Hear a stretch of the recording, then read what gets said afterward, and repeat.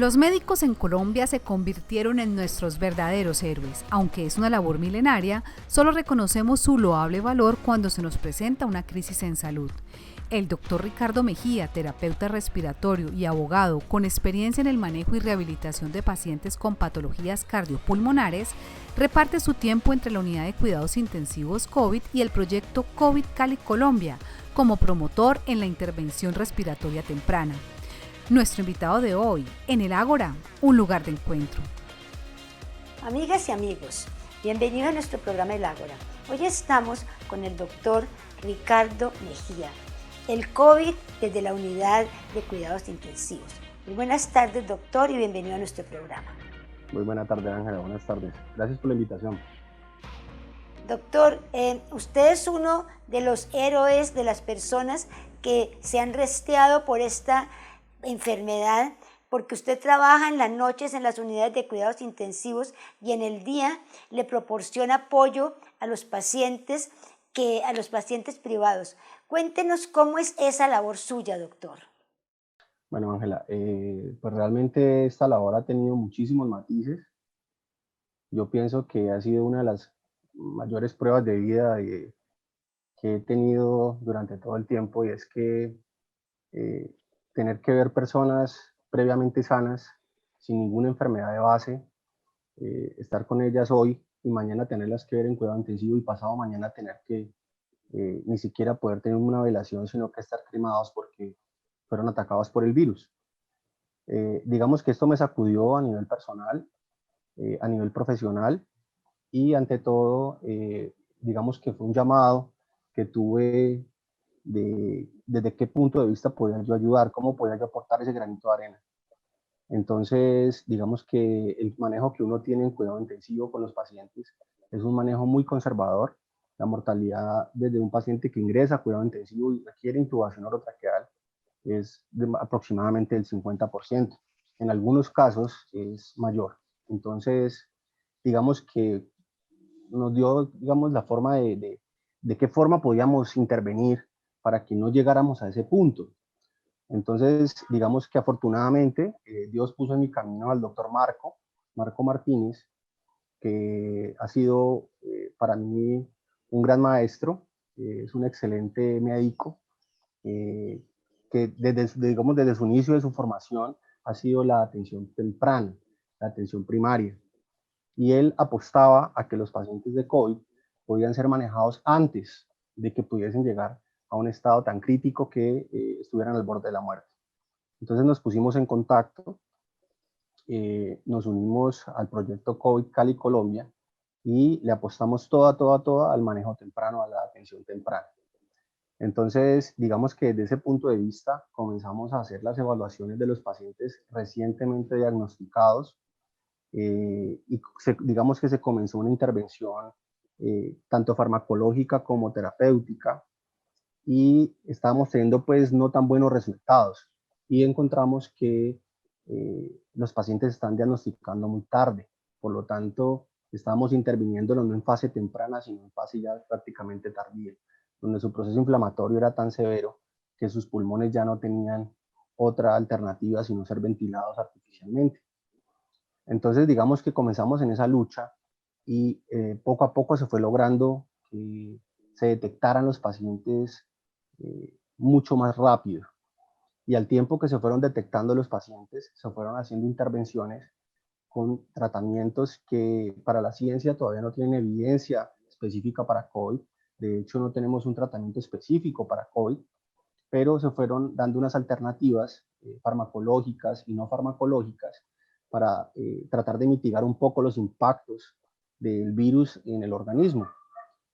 Al día de hoy, Ángela, te puedo decir que hemos tenido excelentes resultados, y es que de pronto dentro de lo que llevamos manejando los pacientes, solamente un paciente se nos ha muerto.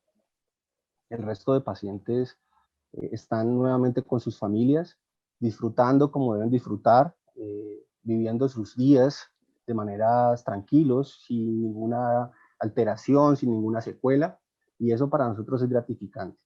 Es gratificante, pero también es extenuante, ¿sí? Obviamente, como tú dices, yo trabajo en una unidad de cuidado intensivo, salgo digamos, de turno y salgo a ver pacientes que están con la infección activa en procesos inflamatorios.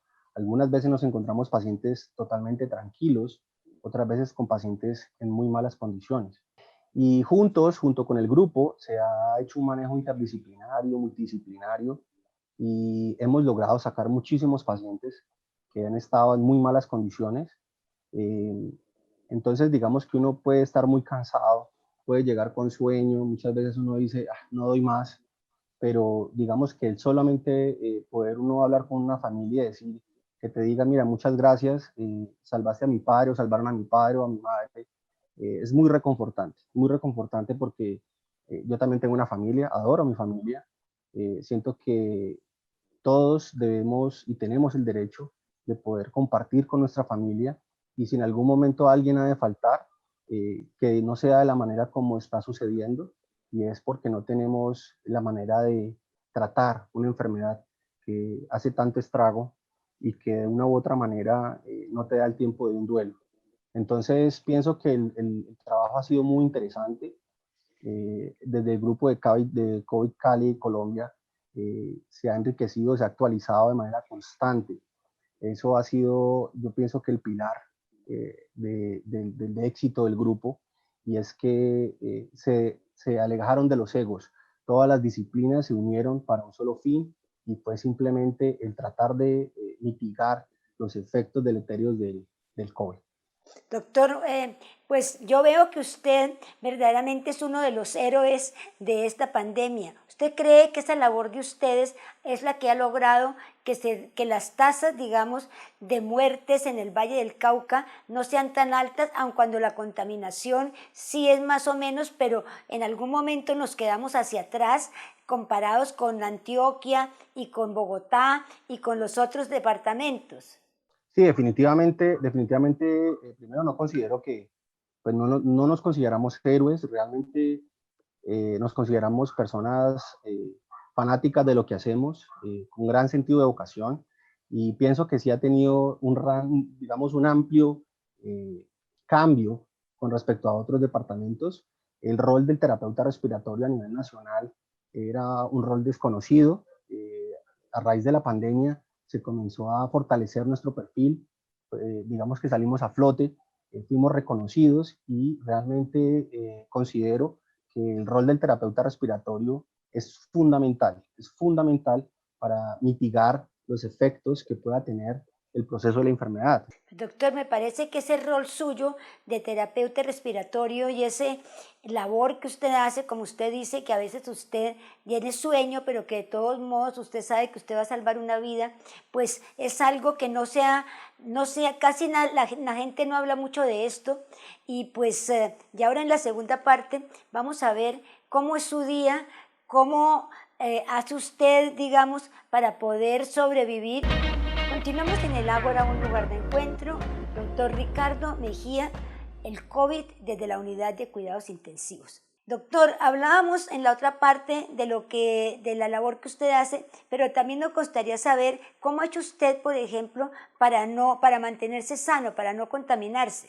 Bueno, las medidas de prevención son las establecidas, es un buen lavado de manos, por lo mínimo cada 2 horas, el uso de alcohol constante cada vez que tocamos alguna superficie y el uso de mascarilla. Dentro de la unidad de cuidado intensivo tenemos otros protocolos de cuidado un poco más estrictos, con el uso obviamente de overoles, de batas desechables, de polainas, de gorro, de caretas, que digamos traten de bloquear cualquier área expuesta y por lo tanto tener un nivel de protección mucho mayor. Pero es lo básico que puede tener cualquier persona, es un buen lavado de manos, uso de alcohol y el uso de mascarilla y lentes.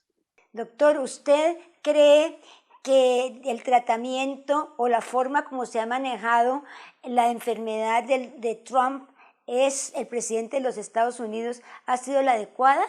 Pues mira, Ángela, yo, digamos desde la perspectiva de tratamiento, uno le quedan muchas dudas con respecto siquiera al menos si él es positivo o no, ¿sí? ¿En qué sentido? Porque el manejo que ellos normalmente han publicado de digamos, de otorgar anticuerpos, del uso de la ivermectina, que a pesar de que Estados Unidos no la ha validado para uso terapéutico, con él aparentemente se usó, los esteroides, todo lo, digamos que el tratamiento que Estados Unidos en algún momento lo ha negado, ha sido empleado con Trump. Entonces uno se pregunta, ¿realmente esto será un fortín político, realmente una malla, una nube, o realmente sí la tiene? Yo pongo en duda que él esté positivo, que presente una inflamación pulmonar actual, porque en la manera en que él, tú lo ves, es tranquilo, nunca tiene procesos de alcanzar, no se alcanza, no tiene disnea, dificultad respiratoria, no lo ves entrecortada la voz. Mejor dicho, de pronto me quedan muchas dudas con respecto a que si sea o no sea positivo, y más aún, si es positivo, que esté presentando una fase inflamatoria como lo presentan los pacientes. O sea que usted cree que de pronto todo este es un cuento político con pues ideas electorales, que él definitivamente no está no es positivo. Pero por supuesto, eso a nivel personal estoy totalmente seguro de que es el único fin que tiene, es electoral y no tiene ningún otro fin. Porque, vuelvo y te repito, el tratamiento que se le han dado ha sido un tratamiento pues, bastante dudoso, ¿no? Y el estado clínico de él, pues, evidentemente es bueno, tú lo ves bien. Entonces, yo no pensaría que fuera realmente un paciente positivo, y menos que estuviera padeciendo los efectos inflamatorios del mismo. Eh, Puede ser, obviamente, una estrategia electoral, y lo más probable es que sea de esa manera. Tocaría ver con el tiempo qué fin le dieron a la famosa infección de COVID de Trump, pero yo no pensaría que realmente tuviera la infección. Doctor, ¿usted cree que el tratamiento que se le está dando entonces al presidente Trump es pues un tratamiento que verdaderamente, siendo la gravedad que dicen que él tiene, no sería el tratamiento adecuado y seguramente simplemente pues una forma de hacer política? Sí, pues obviamente si es el tratamiento adecuado o no, dependería del estado clínico del paciente. Y obviamente yo viendo un paciente de lejos no podría decirte con exactitud, pero de acuerdo al tratamiento que se publica, que se le está dando, sería un paciente que está en muy malas condiciones, ¿sí? Que su proceso inflamatorio está activo y que su pulmón está demasiado comprometido. Por lo tanto, yo no pensaría que ellos estuvieran dando un tratamiento adecuado, si es que lo están dando, y ante todo pongo en duda que el estado clínico actual del presidente Trump sea el que ellos normalmente digamos que están pues contextualizando. Yo realmente pongo mucho en duda eso. El tratamiento obviamente es el indicado si fuera un paciente en las condiciones que dicen que se encuentra, aunque no existe una cura contra el COVID, pues obviamente tenemos unos tratamientos farmacológicos alternativos y no farmacológicos, y digamos que eso es lo que se está empleando en este momento a nivel de prensa y a nivel de redes sociales, que es lo que debería de ser, pero que realmente lo que yo pongo en duda no es el tipo de tratamiento, sino que realmente él padezca la infección. Bueno, doctor, pues me parece verdaderamente su opinión bastante importante y creo que es importante no solamente para Colombia, sino verdaderamente para todo el mundo. Doctor, cuál diría usted que ha sido el caso más doloroso que le ha tocado a usted ver en la unidad de cuidados intensivos? Mira, yo pienso que lo que más me marcó fue recibir una persona procedente de Buenaventura, donde 6 personas de su núcleo familiar fueron contaminados, estaban infectados. 4 de ellos terminaron en diferentes unidades de cuidado intensivo. Yo tuve, digamos, la oportunidad de atender a la señora. Nos dimos cuenta que los otros 3 familiares fallecieron, y a los 15 o 20 días de que ellos fallecieran, la señora, su pulmón y su corazón no aguantaron más y también falleció. Entonces, tener que presenciar, digamos, la pérdida de 4 seres queridos en menos de un mes ha sido bastante trágico, más cuando nosotros lo que más valoramos es nuestra familia. Entonces, eso fue lo que más digamos, más me conmovió con respecto a lo que vi en las unidades de cuidado intensivo, y que de una u otra manera me sacudió para que trabajara en contra de esa enfermedad. Doctor, ¿y usted cree, por ejemplo, que cuánto tiempo más vamos a estar en esta pandemia o cómo será? Es decir, bueno, va a haber una vacuna, pero ¿cómo cree usted, por ejemplo, que es el futuro del mundo? Pues las personas, por ejemplo, mayores, pues tienen que estar en sus casas y pues cuidándose, ¿o usted cree que estamos para tener que vivir el resto de la vida así? Pues bueno, yo digamos que te tengo dos respuestas. Una de ellas es una verdad objetiva y otra una verdad realista. La verdad objetiva es que básicamente la tasa de infecciones, aunque ha disminuido, no hemos llegado siquiera al 70% de la población, estamos alrededor de un 30%, menos del 30% de toda la población mundial y llevamos casi un año en esto. Entonces, lo que yo te puedo decir desde mi punto de vista, obviamente no soy epidemiólogo, no conozco la estadística en ese sentido, pero podría decirte que tendríamos probablemente todo un 2021 rodeado de muchas prevenciones y probablemente rodeado también de muchos casos. ¿Y usted cree, por ejemplo, que la vacuna, bueno, aquí en Colombia, pues parece que ya hay la posibilidad de que se ensaye la vacuna en algunas personas? ¿Usted aconsejaría que una persona que está, digamos, que así como las personas que, pues, que de pronto se pueden apuntar a hacerlos, a ensayar la vacuna en ellos, ¿usted cree que sí es conveniente que esas personas lo hagan? Muy difícil la pregunta, pero de manera personal, muy personal, podría decirte que yo no lo haría, ¿sí? Obviamente una vacuna necesita muchísimo tiempo para estudiarse y saber sus efectos a mediano, corto y largo plazo. Entonces, no tanto para sus efectos de inmunología, sino qué efectos colaterales pueda presentar.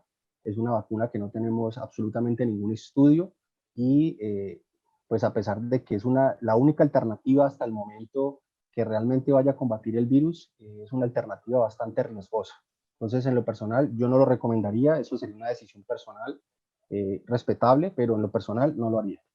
Entonces, ¿usted cree que una vez, por ejemplo, que salga la vacuna y que se le pueda, pues, colocar a todo el mundo, esta vacuna no va a resolver el problema, digamos, para que, así como pasó, por ejemplo, con la influenza, que con la vacuna, pues, uno se vacuna todos los años y, pues, efectivamente, no es seguro que no le dé, pero de pronto no le da tan fuerte? ¿Usted no cree que eso ocurriría también con el COVID?